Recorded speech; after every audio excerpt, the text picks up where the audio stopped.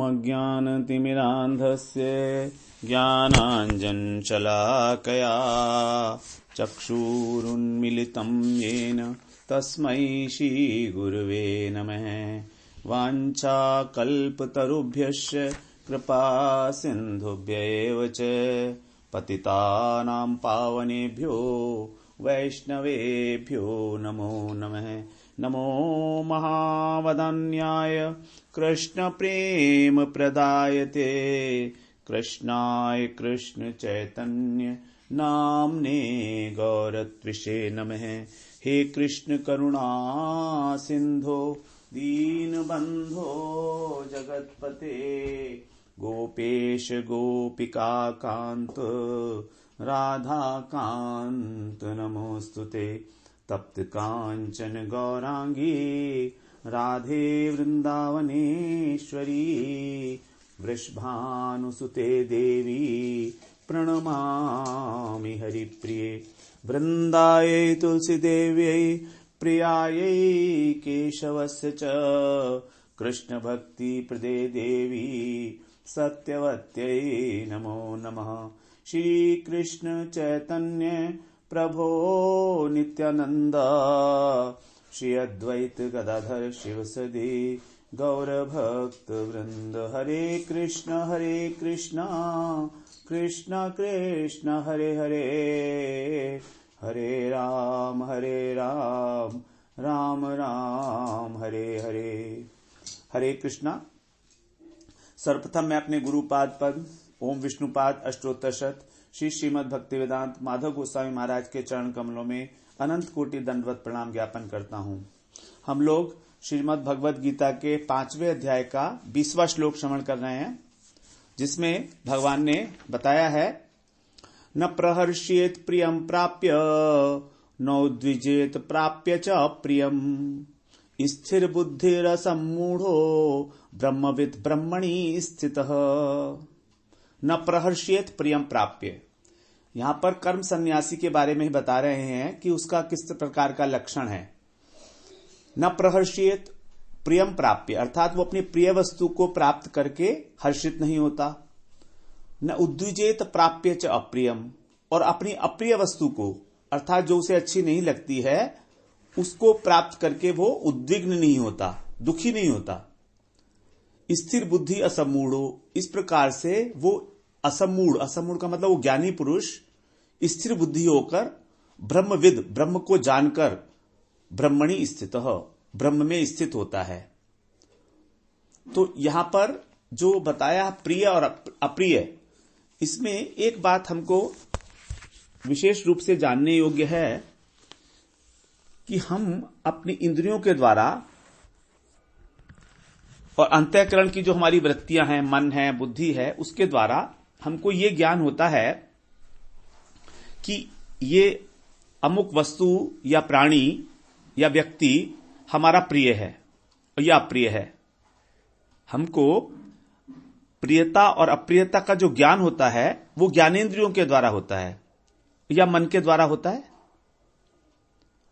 तो इस प्रकार का जो ज्ञान होना है इसमें कोई दोष नहीं है, क्योंकि ये तो इंद्रियों का स्वाभाविक कार्य है। उनका कार्य ही यही है कि किसी भी वस्तु को ज्ञान कराएं। ज्ञानेंद्रियों का काम क्या है कि किसी भी वस्तु का हमको ज्ञान कराएं।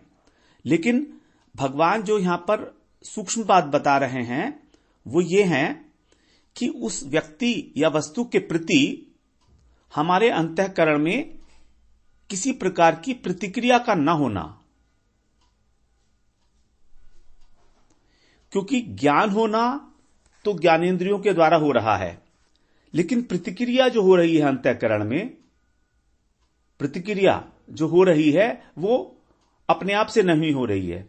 वो जब हमारा उसमें मन के साथ सहयोग हो जाता है, जब हम अपने को मन मानने लगते हैं, बुद्धि मानने लगते हैं, तब हम उसके अंदर हर्षित होते हैं या दुखी होते हैं।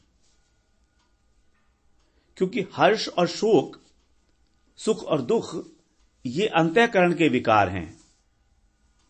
अंतःकरण के विकार का मतलब है कि अंतःकरण में ही ये अनुभव किए जाते हैं। अब ज्ञानेंद्रियों ने तो रिपोर्ट कर दिया अंतःकरण को अर्थात मन को कि ये वस्तु ऐसी है जो दिख रही है। अब मन जो है वो उसके अंदर प्रियता और अप्रियता का बोध होता है, मन को वो उसका अनुभव करता है उसमें। तो यह है प्रतिक्रिया। तो ज्ञान होने में दोष नहीं है, ज्ञानेंद्रियां अपना काम ठीक कर रही हैं, ज्ञानेंद्रियों से हमें कोई प्रॉब्लम नहीं है। लेकिन जब हमारा मन के साथ सहयोग हो जाता है तो हम लोग सुखी और दुखी हो जाते हैं। जब कह रहे हैं हम लोग कि हमारा मन के साथ सहयोग हो जाता है, इसका मतलब क्या है? इसका मतलब है कि हमारी आत्मा, हम क्या हैं?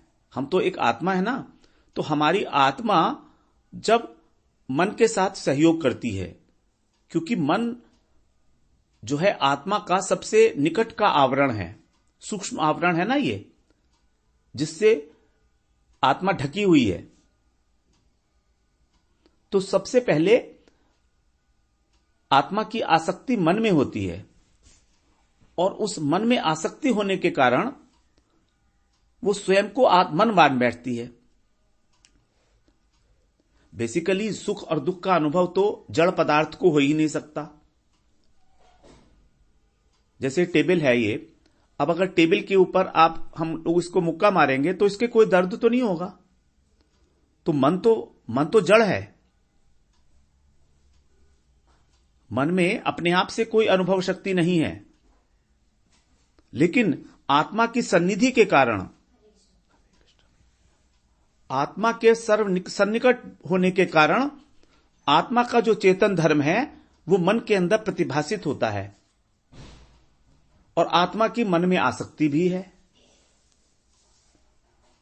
क्योंकि वो सबसे निकट है। इसीलिए हमको उस प्रिय वस्तु में हर्ष होता है और जो अप्रिय वस्तु है उसमें दुख हो जाता है, क्योंकि प्रियता और अप्रियता का जो अनुभव है वो मन में होगा।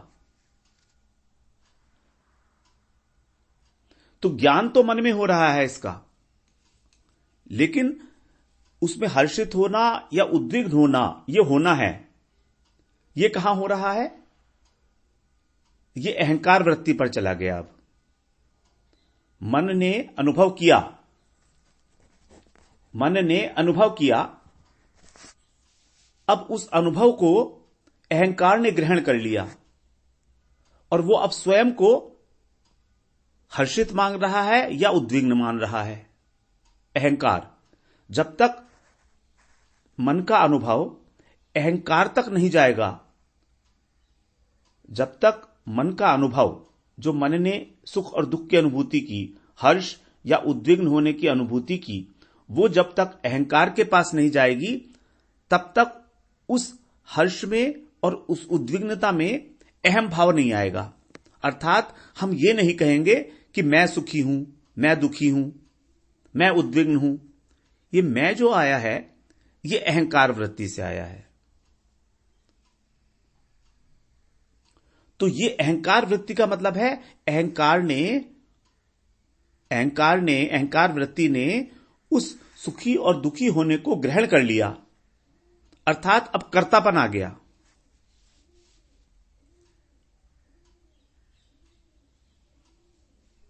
कर्ता का मतलब यही नहीं है कि कुछ हाथ से काम किया जाए।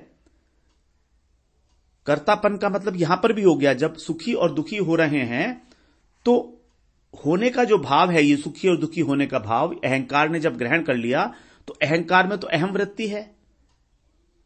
अहम वृत्ति का मतलब मैंपना है उसके अंदर।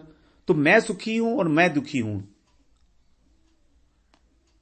तो ये एक कर्तापन है, अहंकार ने माना। इसीलिए भगवान ने उसको क्या कहा था? अहंकार विमूढ़ात्मा करता है मिति मन्यते, 27वें श्लोक में 3रे अध्याय के, कि अहंकार के कारण विमोहित अंतःकरण वाला पुरुष, हमारा जो अंतःकरण है वो विमोहित है अहंकार के कारण। अगर देखा जाए तो ना तो इंद्रियों का दोष है ना ही मन का दोष है, क्योंकि मन का तो स्वभाव ही यही है, मनन करना, चिंतन करना। जो कुछ भी उसको इंद्रियों, ज्ञानेंद्रियों के द्वारा रिपोर्ट किया गया उसका तो स्वभाव है। लेकिन जब यही सारी इंफॉर्मेशन बुद्धि के थ्रू मन के पास, अहंकार के पास चली जाती है, तो अहंकार उसमें मैं पना मान लेता है कि मैं दुखी हूं और मैं सुखी हूं। तो हर्ष का और दुख का ज्ञान होना, मन के द्वारा उसका अनुभव होना, यहां तक भी ठीक है। लेकिन उसके बाद जब अहंकार वृत्ति उसके अंदर अपना अहम डाल देती है कि मैं ही दुखी हूं, मैं ही सुखी हूं, ये कर्तापन डाल देती है, तो यह है अंतःकरण की विमोहित अवस्था। यह है अज्ञान के कारण।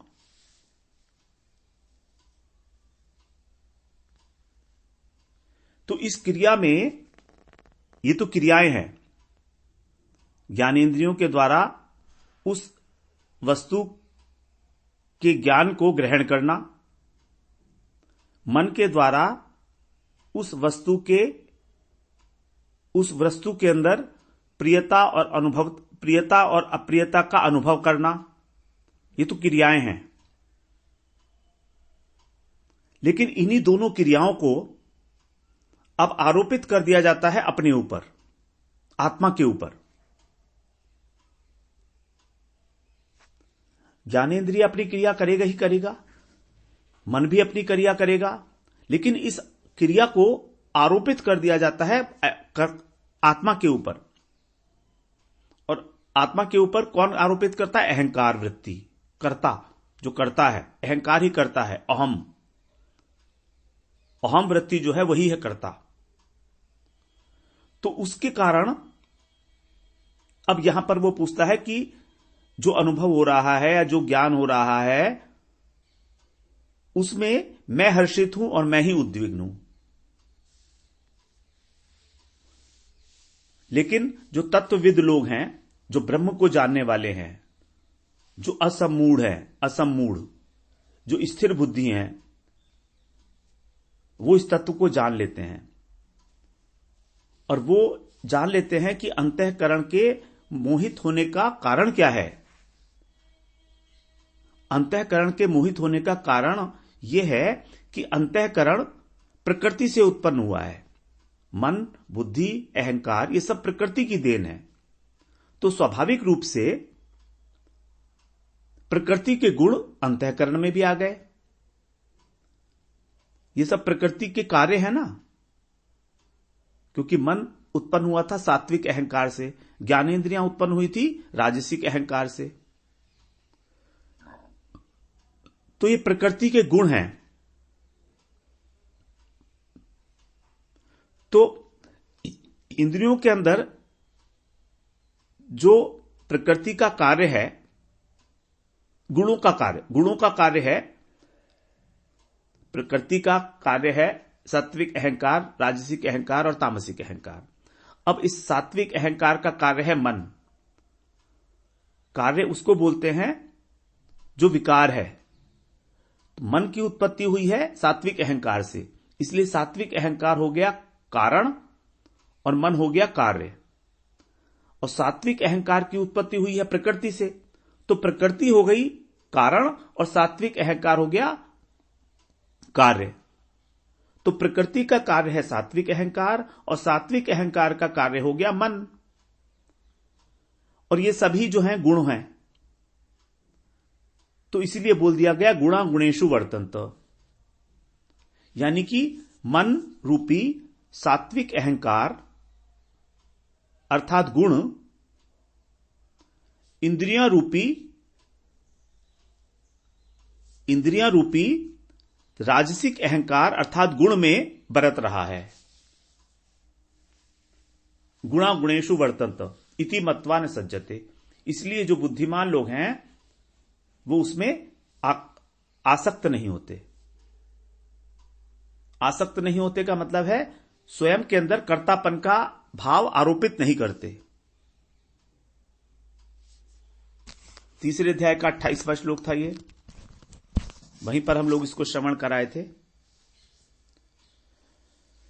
तो तत्वज्ञानी पुरुष जो है वो शरीर के और आत्म तत्व के तादात्म्य का भ्रम जो है उसको नहीं होता।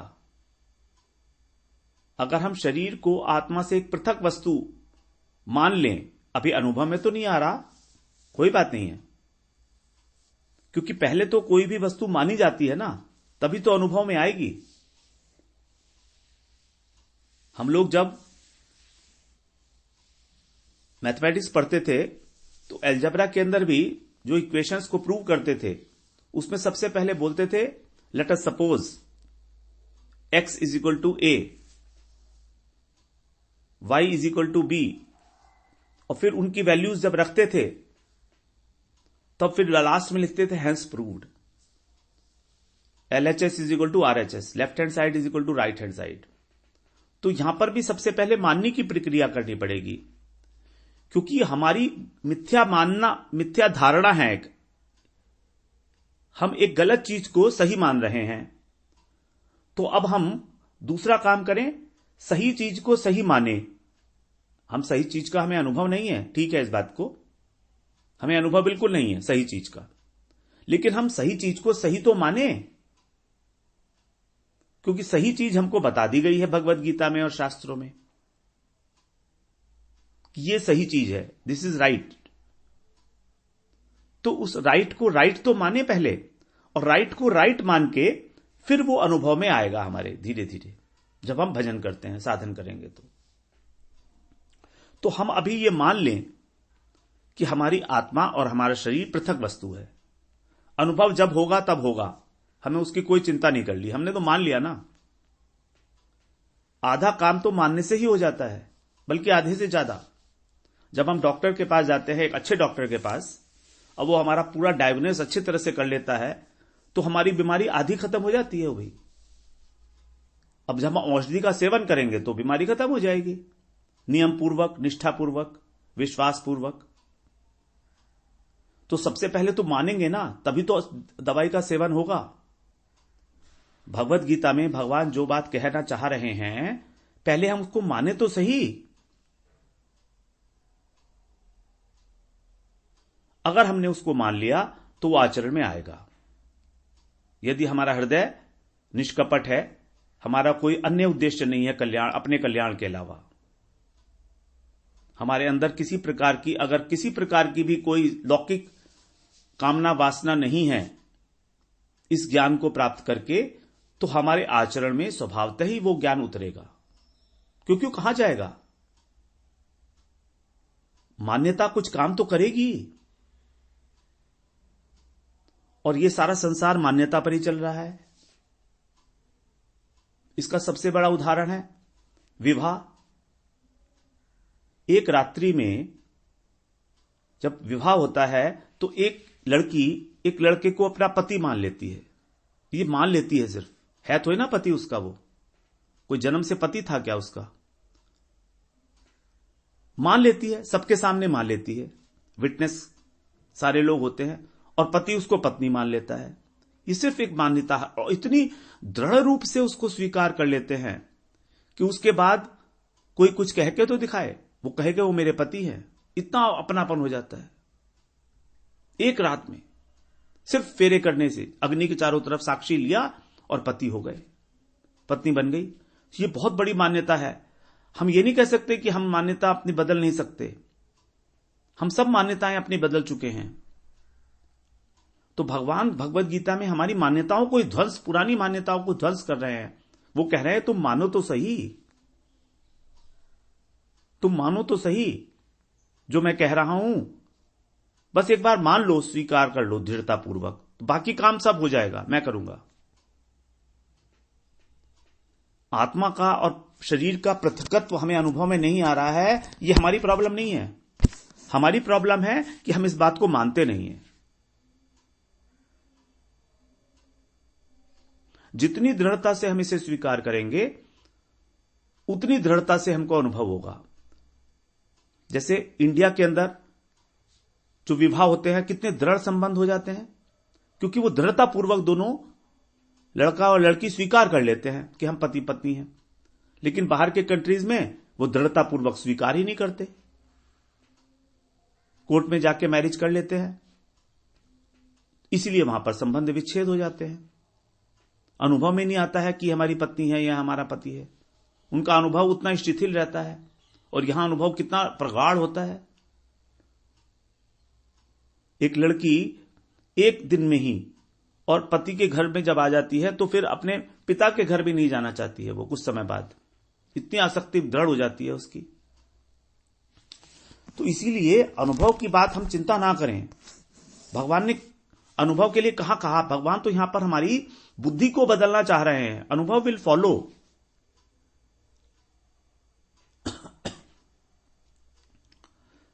भगवान धर्म क्षेत्र मतलब कुरुक्षेत्र के मैदान में अर्जुन को उपदेश दे रहे हैं और अर्जुन को पूर्ण शरणागति की ओर ले जा रहे हैं भगवान धीरे धीरे।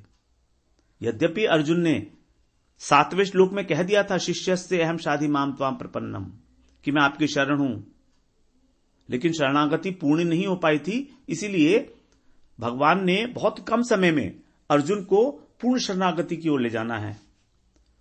और पूर्ण शरणागति होगी बुद्धि के अंदर। जब बुद्धि मान जाएगी उस बात को, तब स्वीकार कर लेंगे अर्जुन कि हां यही सच है जो भगवान कह रहे हैं। तभी उन्होंने कहा यथेच्छसि तथा कुरु। तभी उन्होंने कहा कि मैं अब वही करूंगा जो आप कहेंगे। बिल्कुल लास्ट श्लोक में भगवान अर्जुन ने यह बात कही। कब कही यह बात? जब उनकी शरणागति पूर्ण हो गई भगवान के ऊपर, जब उनको विश्वास हो गया। करिष्ये वचनम तव, 73वें श्लोक में भगवान अर्जुन ने एक्नॉलेज किया इस बात को। करिष्ये वचनम तव, मैं वही करूंगा जो आप कह रहे हैं, आपके आज्ञा का पालन। तो अनुभव विल फॉलो। एक बार हमारे अगर दृढ़ता से स्वीकार कर ले हम इस बात को, तो तत्वज्ञानी जो पुरुष है वो इस तरह का, उसको कोई भ्रम नहीं होता है कि शरीर और आत्मा एक है, तादात्म्य है इनका। वो जानता है कि मैं शरीर नहीं हूं, नंबर 1। मैं भगवान का एक अंश हूं, नंबर 2। मैं अणुचित हूं। अणुचित का मतलब है मेरे अंदर अणु मात्रा में चेतन तत्व प्रकाशित हुआ है, अणु है। भगवान विभू हैं, बड़े हैं। इसलिए इस शरीर से संबंधी जब उसको कोई वस्तु प्राप्त होती है, शरीर से संबंधी कोई भी वस्तु, और सारी वस्तुएं शरीर से संबंधी ही है, तो ना तो वो हर्षित होता है और ना वो उद्विग्न होता है।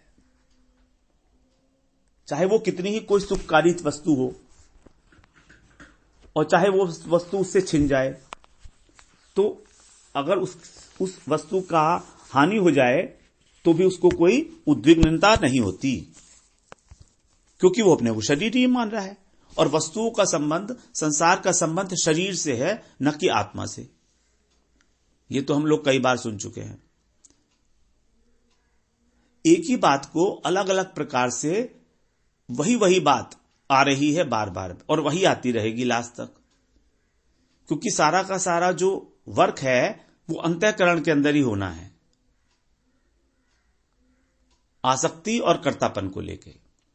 अब यहां पर बता रहे हैं आगे भगवान, स्थिर बुद्धि, न प्रहर्षेत प्रियम प्राप्य, न प्राप्य न उद्विजेत प्राप्य च अप्रियम। उसके बाद बता रहे हैं स्थिर बुद्धि। तो बुद्धि की जो स्थिरता है, जो स्थिर बुद्धि है, वही है स्थित प्रज्ञता। स्थित प्रज्ञता क्या है? कि न तो वो स्थूल शरीर को और न सूक्ष्म शरीर को अपनी आत्मा मानना और आत्मा मान के मोहग्रस्त हो जाना। उसकी बुद्धि स्थिर है और वो शरीर को स्थायी भी नहीं मानता और न ही आत्मा के अस्तित्व को नकारता है। वो आत्मा के अस्तित्व को मानता है, शरीर के भी अस्तित्व को मानता है, लेकिन शरीर को नाशवान मानता है, स्थायी नहीं मानता। और शरीर को आत्मा नहीं मानता। इस प्रकार इन विचारों में उसकी बुद्धि दृढ़ हो चुकी है और इतनी दृढ़ता से ये वाला जो ज्ञान है उसकी आत्मा में, उसकी पूरे अंतःकरण में उतर जाता है कि उसे किसी प्रकार का कोई संदेह नहीं होता कभी कि ये विचारधारा गलत है या किसी प्रकार का विपरीत विचार आ जाए या उसको संभावना ही ना हो इस बात की असंभव सी बात हो, ऐसा नहीं है। उसमें कोई किसी प्रकार का संशय नहीं है इसमें। तो यही है स्थिर बुद्धि। अब आगे बता रहे हैं ब्रह्मविद ब्रह्मणि स्थित है। तो ब्रह्मविद का मतलब है ब्रह्म को जानने वाला, विद माने जानने वाला। तो ऐसा जो तत्वज्ञानी है वो ब्रह्म को जानने वाला है। ब्रह्म को जानने वाले का मतलब हुआ ब्रह्म का अनुभव करता है वो। भगवान की जो 3 प्रतीतियां हैं, ब्रह्म, परमात्मा और भगवान, तो वो ब्रह्म जो प्रतीति है उसको जानता है, अनुभव करता है उसको। कैसे अनुभव करता है? वासुदेव सर्वम इति। सारे प्राणियों में वासुदेव तत्व को, परमात्मा तत्व को ही देखता है, उन्हीं की सत्ता को देखता है वो। इस प्रकार से वो ब्रह्म में स्थित हो जाता है। जैसे सूर्य है, सूर्य स्थिर होता है, लेकिन अगर जल में उसका प्रतिबिंब देखें और जल हिल रहा है तो उसका प्रतिबिंब कभी भी स्पष्ट नहीं दिखाई देगा। उसी प्रकार से जो अस्थिर बुद्धि है हमारी, उस अस्थिर बुद्धि के अंदर जो आत्म तत्व है वो प्रकाशित नहीं होता, उसका स्वरूप नहीं जान सकते। आत्म तत्व का जो स्वरूप है वो स्थिर बुद्धि से ही जाना जा सकता है। जो बुद्धि निश्चयात्मक बुद्धि है, एका बुद्धि है, अनन्य बुद्धि है, उसी के अंदर उस आत्म स्वरूप का, उस आत्मा का स्वरूप जाना जा सकता है। जैसे कि चलते हुए, हिलते हुए पानी के अंदर सूर्य का प्रतिबिंब हमको नहीं दिखता। तो जब वो स्थिर बुद्धि और समबुद्धि वाला हो जाता है और उसमें आत्म तत्व स्पष्ट रूप से प्रतिभासित होने लगता है, तभी उसको ब्रह्मणि स्थित है, ब्रह्म में ही अपनी स्थिति का अनुभव भी हो जाता है। तो पहले वो ब्रह्म को जानता है और उसके बाद फिर ब्रह्म में स्थित हो जाता है। तो यहां पर भी सबसे पहले भगवान ने जानने की बात कही, क्योंकि जानना बहुत आवश्यक है। किसी वस्तु को बिना जाने हम उसमें स्थित नहीं हो सकते, उसका अनुभव नहीं कर सकते। स्थित का मतलब अनुभव। पहले उसे जानना होगा और फिर उसका अनुभव कर पाएंगे। यह साधारण हमारे अनुभव की बात है। अनुभव करने के लिए, वास्तविक अनुभव करने के लिए, उसका आस्वादन करने के लिए हमें उसकी वस्तु की प्रॉपर्टीज, उसके लक्षण, उसका स्वभाव, ये सब जानना पड़ेगा। तभी हम उस वस्तु को अनुभव करके और उसका आस्वादन कर सकते हैं, उसको अपने अंदर जो है उतार सकते हैं। क्योंकि यहां पर ब्रह्म को ऊपर ऊपर से जानने की बात नहीं है। ऊपर ऊपर से तो हम शास्त्रों के माध्यम से जान ही लेते हैं।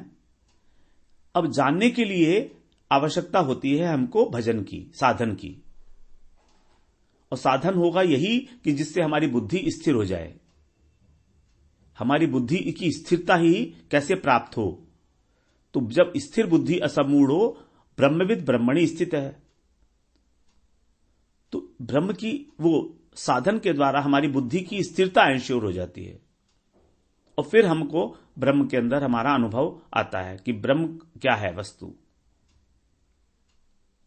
इस प्रकार से यहां पर भगवान ने कर्म सन्यासी के ही जो है एक प्रकार से लक्षण भी बताया और यह भी बताया कि उसको क्या क्या करना है, प्रक्रिया भी बताई। ज्ञान को प्राप्त करना है पहले, फिर स्थिर बुद्धि होगी, फिर ब्रह्म को जानना है और फिर ब्रह्म में स्थिति होगी। अब हम लोग अगली बार फिर 21वां श्लोक श्रवण करते हैं। वांछा कल्पतरुभ्यश्च कृपा सिंधुभ्येव च पतितानां पावनेभ्यो वैष्णवेभ्यो नमो नमः।